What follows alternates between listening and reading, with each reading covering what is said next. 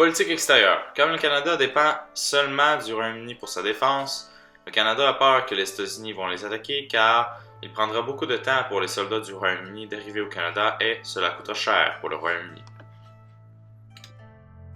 Politique intérieure. L'alliance qui est formée se défait, il y a les conservateurs et des libéraux. Leur but, c'est de développer la colonie et établir des relations commerciales. Cela cause le début du birmatisme au Canada. De 1854 à 1864, il y a eu 10 changements de gouvernement au Canada.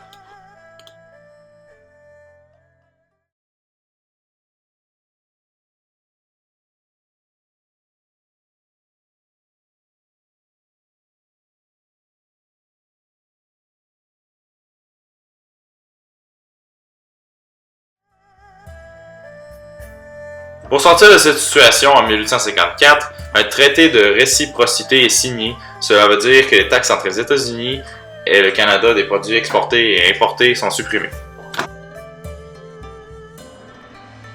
En 1865, les États-Unis refusent de renouveler le traité. Le projet de confédération. La confédération veut dire l'association des États qui donnent une partie de leur pouvoir à un gouvernement fédéral. Fédération veut dire union des gouvernements provinciaux et un gouvernement qui détient le plus de pouvoir.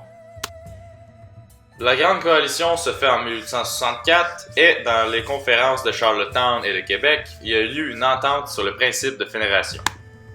Les réactions. Terre-Neuve et l'île du Prince-Édouard refusent car ils ont peu de députés tirant leur population et en obsectant, ils n'auront pas de force politique.